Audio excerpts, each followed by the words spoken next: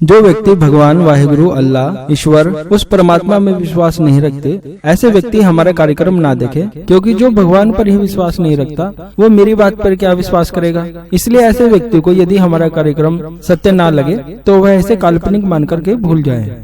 यदि आप अप्सरा साधना करना चाहते हैं तो सबसे पहले आपको हमारी 70 नंबर वाली वीडियो को देखना चाहिए, 70 नंबर वाली, क्योंकि इस वीडियो में हमने अप्सराओं के विषय में जानकारी दी है जो कि आपके लिए जानना बहुत ही जरूरी है, आवश्यक है। तभी आप किसी भी साधना को कर पाएंगे और उसमें क्या क्या अनुभव होता है उसके बारे में भी आप अच्छे से जान पाओगे। इसलिए आप सबसे पहले वीडियो नंबर 70 को अवश्य देखिए। अप्सराओं को देवी देवताओं की तरह ही देवियों का दर्जा प्राप्त है, क्योंकि अप्सराओं के पास में विभिन्न प्रकार की शक्तियां होती है और वह जब एक बार सिद्ध हो जाती है तो अपने साधक को वह सब कुछ प्रदान कर देती है जो अन्य देवी देवताओं से भी प्राप्त नहीं हो सकता। क्योंकि जब अप्सरा सिद्ध होती है तो वह साधक के प्रति पूर्ण रूप से प्रेम भाव रखती है, वह हर क्षण हर पल उसकी सेवा में तत्पर रहती है और हमेशा यही विचार उसके मन मस्तिष्क में घूमता रहता है कि कहीं मेरे साधक को किसी भी प्रकार से दुख ना पहुंचे। और यह अधिकतर तब देखने में आता है जब आप अप्सरा को प्रिय के रूप में अर्थात प्रेमिका के रूप में सिद्ध कर लेते हैं। क्योंकि जब वह प्रेमिका के रूप में अप्सरा सिद्ध हो जाती है तो एक तरह से कहा जाए तो जीवन ही अलग बदल जाता है, सब कुछ नया नया हो जाता है और व्यक्ति को ऐसी प्रेमिका प्राप्त हो जाती है जिसकी आयु हमेशा समान ही बनी रहती है। यदि साधक 20 साल का है और वह धीरे धीरे उम्र के पड़ाव को पार करता जा रहा है, जैसे 40 का, 50 का, 60 का, 70 का, लेकिन फिर भी अप्सरा उससे उतना ही प्रेम करती है जितना कि साधना सिद्ध होने के समय वह करती थी। लेकिन यह भी जान लेना आवश्यक है कि शारीरिक ही प्रेम नहीं होता, सुख नहीं होता, यह तो हृदय से हृदय जब मिलता है तो अपना आप ही घटित हो जाता है। यहाँ पर शारीरिक सुख की हम बात नहीं कर रहे हैं, वह तो क्षण मात्र का सुख होता है, परंतु अप्सरा एक इस प्रकार की देवी है कि वह क्षण मात्र में ही प्रसन्न हो जाने वाली शक्ति मानी गई है। और अप्सरा को कोई भी व्यक्ति, स्त्री पुरुष कोई भी सिद्ध कर सकता है। और हमारे ग्रंथों में हमारे गुरुजनों ने यह साफ साफ बताया है कि यह विद्या करने से किसी भी प्रकार का कोई अहित नहीं होता, नुकसान नहीं होता। और यदि साधना में कोई गलती भी हो जाती है और आपकी साधना निष्फल हो जाती है तो किसी भी प्रकार का दुष्परिणाम प्राप्त नहीं होता। और एक बार यदि व्यक्ति को अप्सरा साधना सिद्ध हो जाए तो उसे वह समस्त शक्तियां प्राप्त हो जाती है जिसकी वह मात्र कल्पना ही करता है। क्योंकि अप्सरा के पास में विभिन्न प्रकार की शक्तियां होती है, वह त्रिकालदर्शी भी मानी जाती है। तो ऐसा व्यक्ति जिसको अप्सरा सिद्ध हो जाती है वह आने वाले भाग्य के प्रति भी सचेत रहता है, विभिन्न प्रकार की दुर्घटनाओं से, संकटों से, बाधाओं से वह बचा रहता है। और यदि आप अप्सरा को माता के रूप में सिद्ध कर लेते हैं तो फिर तो 24 घंटे ही आपकी हमेशा सुरक्षा रक्षा वह अप्सरा करती है, जैसे कि एक माँ अपने बच्चे की हमेशा देखभाल करने में लगी रहती है। क्योंकि बहुत से लोग अप्सराओं को बहन के रूप में भी सिद्ध करते हैं। वैसे सभी प्रकार के अप्सराओं के विषय में मैं आपको यह बता देना चाहता हूँ कि जब भी हम कोई भी अप्सरा साधना को करते हैं तो हमें पहले यह सोचना होता है कि हम अप्सरा को किस रूप में सिद्ध करना चाहते हैं। जैसे यदि हम अप्सरा को माँ के रूप में सिद्ध करना चाहें तो अप्सरा जब सिद्ध होगी तो वह हमारा माँ की तरह ही ख्याल रखेगी, हमारे सभी सुख सुविधाओं का। और यदि हम बहन के रूप में अप्सरा को सिद्ध करना चाहते हैं तो वह हमारी बहन बनकर हमारे साथ में रहेगी। और यदि हम अप्सरा को प्रेयसी के रूप में सिद्ध करना चाहते हैं तो वह अप्सरा हमारी प्रेमिका बनकर रहेगी, जैसे कि विश्वामित्र जी ने पत्नी के रूप में सिद्ध किया था। तो यह निर्भर साधक पर करता है वह किस प्रकार से अप्सरा को अपने जीवन में सिद्ध करना चाहता है, किस प्रकार से उसके साथ में संबंध बनाना चाहता है। और यह माता के रूप में या एक अच्छे मित्र के रूप में, बहन के रूप में या प्रेमिका के रूप में आप अप्सरा को कैसे सिद्ध करेंगे, इसकी पूरी जानकारी हम आपको सामग्री के साथ में जो विधि लिखकर भेजेंगे उसमें दी जाएगी। तो उसी के अनुसार आपको यह चयन करना है कि आप किस रूप में अप्सरा को सिद्ध करना चाहते हैं। और विशेषकर अप्सरा साधना में यदि साधक अच्छी तरह से स्नान करे, साफ सफाई का ध्यान रखे, अपने अच्छे से सुंदर बाल बनाए, अपनी प्रतिदिन शेविंग कर सकता है, अपने चेहरे पर वह क्रीम पाउडर भी लगा सकता है जिससे कि वह सुंदर दिखाई दे, और साधक चाहे तो अपने मन पसंद के वस्त्र भी पहन सकता है जिसे पहन करके वह अत्यधिक सुंदर लगता हो। क्योंकि अप्सरा साधना ही संसार की एक ऐसी साधना मानी गई है कि जिसमें साधक इस प्रकार से अच्छे अच्छे वस्त्र पहन करके बैठ सकता है और अपना साज श्रृंगार करके साधना में बैठ सकता है। लेकिन बहुत सी अप्सरा साधना इस प्रकार की है कि उसमें कुछ विधान इस प्रकार का होता है कि आपको उसी के अनुसार वस्त्र पहनने होते हैं और उसी के अनुसार ही अपने आप को साधना के लिए तैयार किया जाता है। तो जिस साधना में जिस प्रकार का विधान हो, साधक को वही विधान अपनाना चाहिए, और यह सारी जानकारियां तो उसके गुरु उसको दे ही देते हैं कि किस प्रकार से साधना को करना चाहिए। कहने का तात्पर्य यह है कि आप अप्सरा को विभिन्न प्रकार के स्वरूपों में सिद्ध कर सकते हैं, और यदि आप अप्सरा साधना को एक बार सिद्ध कर लेते हैं तो जीवन के नए नए रास्ते खुलने लगते हैं, और साधक को इस प्रकार की शक्ति प्राप्त हो जाती है कि वह कभी दुखी नहीं होता, चिंताग्रस्त नहीं होता, उदास नहीं होता।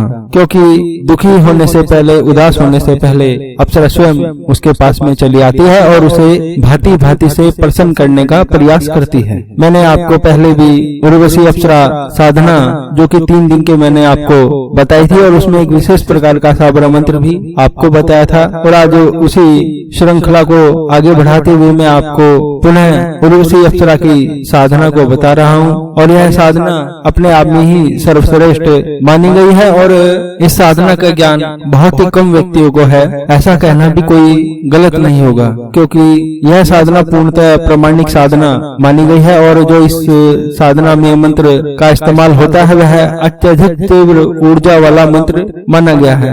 आज इस साधना में जो मैं आपको साबर मंत्र बता रहा हूँ, यह है मंत्र अपने आप में ही अत्यंत ही दुर्लभ मंत्र माना गया है, और इस मंत्र की शक्ति का एहसास पहले और दूसरे दिन में ही साधक को होने लगता है जब वह इसका जप करता है। और इस साबर मंत्र को गोपनीय और दुर्लभ इसलिए भी कहा गया है क्योंकि इस साबर मंत्र में बीज मंत्र का समावेश है, और वह बीज मंत्र इस प्रकार के हैं कि यदि हम उसका जप करते हैं तो एक विशेष प्रकार की ऊर्जा साधक के चारों ओर निहित होने लगती है, जो कि उर्वशी अप्सरा को उसके सामने लाने में बहुत ही ज्यादा सहायक सिद्ध होती है। और दूसरी विशेषता इस साबर मंत्र की यह है कि इसमें भगवान इंद्र और भैरव बाबा जी की शक्ति कार्य करती है, जो कि अप्सरा साधना को सिद्ध कराने में बहुत ही जरूरी और आवश्यक होती है। और जब हम इस मंत्र का जाप करते हैं तो हमें अलग से ज्यादा किसी भी प्रकार का कोई पूजन का विधि विधान करने की जरूरत नहीं होती, न ही विशेष प्रकार की जो मुद्राएं बनती हैं वह मुद्रा बनाने की आवश्यकता है, न ही बहुत लंबा चौड़ा विधि विधान पूजा में करने की आवश्यकता है, क्योंकि यह मंत्र अपने आप में ही पूर्ण मंत्र माना गया है। आप ठीक से समझिए कि यह मंत्र इस प्रकार का है, जब हम इस मंत्र का उच्चारण करते हैं तो इस मंत्र के माध्यम से भैरव बाबा की शक्ति क्रियाशील होती है, इंद्र देवता की शक्ति क्रियाशील होती है, जिसके माध्यम से उर्वशी अप्सरा आपके सम्मुख उपस्थित होने के लिए बाध्य हो जाती है। और अभी तक यह देखने में आया है कि जिन लोगों ने भी यह साधना की है उन्हें निश्चित रूप से सफलता की प्राप्ति हुई है। लेकिन साथ ही साथ यह भी ध्यान रखना चाहिए, यदि हम मन को एकाग्र करके सच्चे मन से साधना नहीं करते तो फिर तो आप कोई भी साधना करते रहें, कभी भी सफलता प्राप्त नहीं होती। यह साधना मात्र 5 दिन की साधना है, क्योंकि शुक्रवार का दिन बहुत ही शुभ माना जाता है उर्वशी अप्सरा साधना को सिद्ध करने के लिए। तो आप पूर्णिमा के किसी भी शुक्रवार से यह साधना को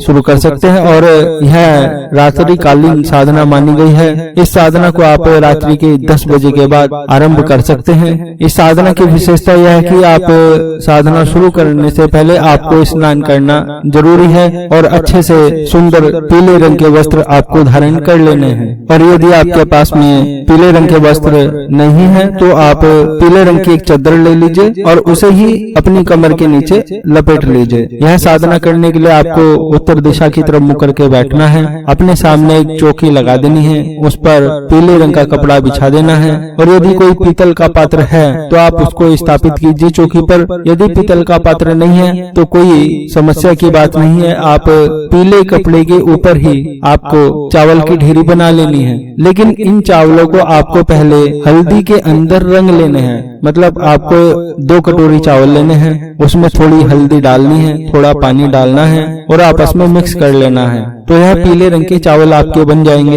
इन चावलों की आपको एक ढेरी बना देनी है। इस ढेरी के ऊपर आपको उर्वशी अप्सरा यंत्र स्थापित कर देना है। और विशेषतः बात यह है कि यह यंत्र पूर्ण रूप से चैतन्य जागृत और प्राण प्रतिष्ठा युक्त होना अत्यंत ही आवश्यक है। और इस ढेरी के चारों तरफ आपको चारों दिशाओं में 4 त्रिशूल बनाने हैं हल्दी से। जो हम विधि आपको सामग्री के साथ में लिख करके भेजेंगे, हम उसमें आपको अच्छी तरह से बताएंगे कि आपको ढेरी किस तरह से बनानी है और उसके चारों तरफ चारों दिशाओं में त्रिशूल किस तरह के बनाने हैं। और जब आप यह त्रिशूल बना दें तो आपको हल्दी से ही चारों दिशाओं में बीज मंत्र लिखना है। जब आप यह क्रम कर दें, उसके पश्चात आप चावल की ढेरी के बराबर में ही एक स्फटिक माला को स्थापित कीजिए, जो कि उर्वशी अप्सरा के मंत्र से प्राण संजीवन क्रिया के माध्यम से प्राण प्रतिष्ठित चैतन्य जागृत की गई माला होनी चाहिए। वह आप स्थापित कर दीजिए। और यदि आपके गुरुदेव ने आपको सुरक्षा कवच दिया है तो आप इसको गले में पहन लीजिए। इस कवच को पहनने से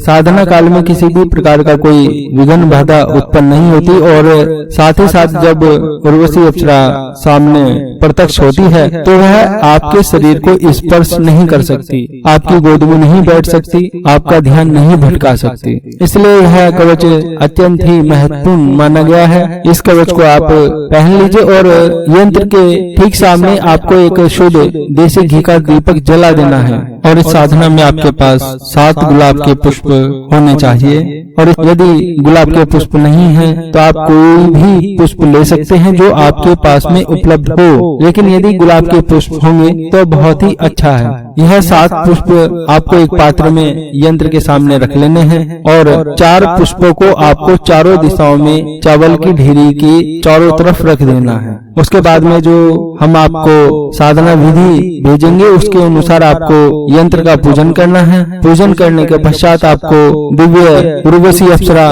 सबर मंत्र की 7 माला मंत्र का जाप करना है। और कहा जाता है कि यह मंत्र अपने आप में ही अत्यंत ही शक्तिशाली मंत्र माना जाता है। और बहुत से साधकों ने इस मंत्र के माध्यम से उर्वशी अप्सरा साधना में पहली बार में ही सफलता प्राप्त की है। इसी कारण मैं यह साधना विधि आपको बता रहा हूँ। और जब आप अच्छे से पूजन कर लो, पूजन करने के पश्चात आपको यंत्र की ओर देखते हुए मंत्र का जाप करना है। और आपको सिर्फ 7 माला मंत्र का ही जाप करना है। और जब आपका जाप पूरा हो जाए, और यह क्रिया आपको 5 दिन तक लगातार करनी है। और अधिकतर देखने में आया है कि पहले या दूसरे दिन में ही साधक को विशेष प्रकार की अनुभूतियां साधना में होने लगती है। और यदि वह ठीक ढंग से मन लगा करके मंत्र का जाप करे तो निश्चय ही 5वें दिन या उससे पहले उर्वशी अप्सरा साधक के सामने प्रकट हो जाती है। और साथ ही हमें यह ध्यान रखना चाहिए, यदि अप्सरा 5 दिन से पहले ही प्रकट हो जाती है और वह आपसे बात करने की कोशिश करती है, आपसे कुछ पूछती है, आपका नाम पूछती है, या वह यह पूछते हैं कि आपने मुझे क्यों बुलाया है, या कुछ भी बात वह आपसे करना चाहते हैं, तो आपको उसकी ओर ध्यान नहीं देना है। आपको उसकी किसी भी बात का जवाब नहीं देना है। आपको केवल और केवल मंत्र का जाप करते रहना है। अपना ध्यान आपको यंत्र की ओर ही रखना है। आपको यह नहीं देखना है कि उर्वशी अप्सरा क्या कर रही है, या कौन सा नृत्य कर रही है, या किस प्रकार से वह बैठी है, या किस प्रकार से वह आपको देख रही है। यह आपको नहीं देखना है। और हो सकता है बहुत बार ऐसा होता है कि अप्सरा जो आप सामने पूजन के सामग्री रखते हैं वह सामग्री वह उठा लेती है, वह पुष्प जो आपने रखे हैं वह पुष्प उठा लेती है, आपके ऊपर फेंक देती है, या इधर उधर वह घूमने लगती है। तो आपको यह नहीं देखना है कि वह क्या कर रही है। और कभी कभी बहुत बार ऐसा होता है कि अप्सरा आपके ठीक पीछे आकर के बैठ जाती है और आपको बाहों में ले लेती है। तो उस ओर आपको बिल्कुल भी ध्यान नहीं देना है, बिल्कुल भी विचलित नहीं होना है। आपको अपने ऊपर संयम बना करके रखना है और भूल करके भी काम उत्तेजक भाव अपने मन में लेकर के नहीं आने हैं। लेकिन यह आपका सौभाग्य है। यदि आपके पास में रक्षा कवच आपने पहना हुआ है तो उर्वशी अप्सरा आपको छू भी नहीं पाएगी। वह जो भी क्रिया करेगी आपसे दूरी बना करके ही करेगी। इस साधना को जटिल इसलिए ही माना जाता है कि साधक अपना कंट्रोल खो देता है और वह काम भाव से जागृत हो जाता है, क्योंकि जब वह इतनी सुंदरी देवी को देखता है जो कि उसने संसार में आज तक कभी नहीं देखी, और ऐसी युवती को देखते ही वह पागलों की तरह दीवाना हो जाता है। लेकिन जो साधक होते हैं संकल्पबद्ध होते हैं, जिन्होंने मन में ठाना हुआ था, जिन्होंने मन में यह ठाना हुआ होता है कि वह साधना को अच्छे से सिद्ध करके ही दम लेंगे, तो निश्चय ही उनके ऊपर इस तरह की क्रियाकलापों का कोई प्रभाव नहीं पड़ता। उनका ध्यान सिर्फ एक ही होता है कि वह कैसे भी करके सिद्धि को प्राप्त कर लें। तो जब 5वें दिन आपकी साधना पूरी हो जाए और आपका मंत्र जब भी पूरा हो जाए, तो उसके पश्चात जो हमने विधि में आपको बताया है, सबसे पहले आपको वही कार्य करना है, वही बातें आपको उर्वशी अप्सरा से करनी है और उसी के अनुसार आपको उससे वचन भी ले लेने हैं। और जब आपको यह साधना फलवती हो जाती है तो आपको यंत्र और माला को किसी जल में प्रवाहित कर देना है, और कभी भी भूल करके किसी को भी यह नहीं बताना है कि उर्वशी अप्सरा आपको सिद्ध है और आप उसे कभी भी किसी भी स्थान पर बुला सकते हो, ऐसा किसी को नहीं बताना है। और यदि दुर्भाग्यवश यह साधना आपको पहली बार में सिद्ध नहीं होती है तो भी आप 6ठे दिन सभी सामग्री को किसी जल में प्रवाहित कर देना चाहिए और पुनः दोबारा इस साधना को नए सिरे से प्रारंभ करना चाहिए, क्योंकि बहुत सारी त्रुटियां इस प्रकार की होती है जो हमसे घटित होती है, लेकिन हम उसकी ओर ध्यान नहीं देते। कभी कभी हम मंत्र जाप जो है ठीक से नहीं कर पाते, बीच में मंत्र को भूल जाते हैं, जो कि एक बहुत बड़ी समस्या ऐसी उत्पन्न हो जाती है जिससे कि हमारी साधना निष्फल हो जाती है। लेकिन यह दुर्लभ साधना मैंने आपको बताई है, समझाई है। निश्चय ही आप इस साधना को करें और इसमें जब आपको सफलता प्राप्त हो जाए तो आप जो दुखी लोग हैं उसकी अवश्य सहायता करें। मैं आपको साधनाएं सिखा रहा हूँ, बता रहा हूँ, तो आप मुझसे भी यही सवाल आकर के कर सकते हो कि क्या आप हमें कोई छोटा मोटा चमत्कारिक अनुभव करा सकते हो। लेकिन आप यह ध्यान रखना, जो भी व्यक्ति मुझसे आकर के यह बोलता है कि क्या आपके पास में शक्ति है या कुछ इस प्रकार का, तो मैं तो सबको एक ही बात कहता हूँ कि मैंने अपने जीवन में कोई शक्ति प्राप्त नहीं की, सिद्धि नहीं प्राप्त की, ना ही मेरे पास में कोई अलौकिक शक्ति है, ना ही मैं कोई गुरुजी, बाबा जी या बहुत बड़ा ज्योतिष आचार्य हूँ। मैं तो एक आप ही की तरह एक सामान्य व्यक्ति हूँ, आप ही की तरह। लेकिन आप मेरे पास में आए हो तो हम मिल करके भगवान की पूजा उपासना करेंगे।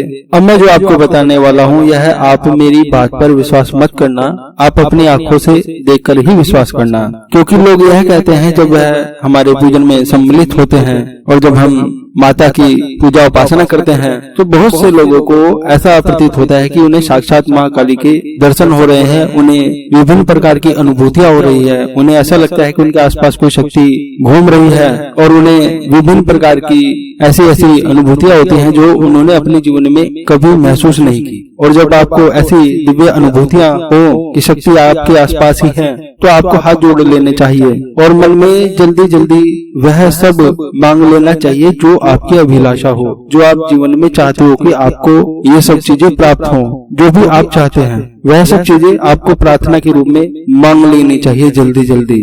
और यदि आपको किसी भी प्रकार की कोई भी दिव्य अनुभूति, चमत्कारिक अनुभूति ना हो तो आप समझ जाइएगा कि सच में ही मैंने कुछ नहीं किया। तो जब मैंने कुछ नहीं किया तो फिर मेरे बताए प्रयोग को करने से क्या लाभ है, मेरी बताई साधना को करने से क्या लाभ है, मेरी किसी भी बातों को बताने का क्या लाभ है, उसे आप बिल्कुल मत करिएगा। लेकिन मैं फिर भी आपको यही कहूंगा कि यदि आपको कोई भी दिव्य अनुभूति हो, कोई चमत्कारिक शक्ति के दर्शन हो, तो इसका ज्ञान मुझे नहीं है, मुझे नहीं पता आपको कैसे दर्शन हो रहे हैं, कैसे अनुभूतियां हो रही हैं। मैं तो एक सामान्य आदमी हूँ। यदि आपको शक्तियां दर्शन दे रही हैं तो इसका अर्थ यह है कि आप एक अच्छे आदमी हो, अच्छे इंसान हो, आपकी आत्मा शुद्ध है, सात्विक है, आप एक सच्चे मनुष्य हो, ये हो सकता है।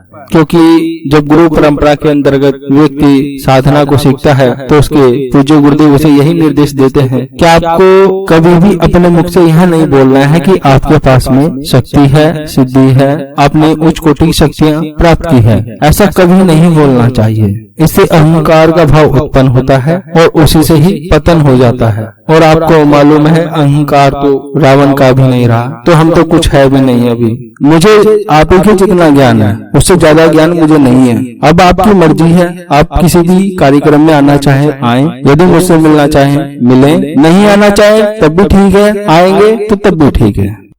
मैं बहुत से कार्यक्रम में यही कहता हूं कि आप लोग जो भी पूछना चाहते हैं, कहना चाहते हैं, उसके लिए आप व्हाट्सएप पर मैसेज कीजिए। यदि आप मैसेज नहीं लिख सकते तो आप बोल बोलकर वॉइस मैसेज भी भेज सकते हैं, लेकिन आप कृपया कर कॉल मत करें, क्योंकि बहुत से लोग हैं बार बार फोन करते रहते हैं। तो मेरा उनसे आग्रह है वह ऐसा मत करें, बार बार कॉल मत करें। आपको जो भी कहना है वह आप मैसेज के माध्यम से व्हाट्सएप पर अपना मैसेज भेजिए।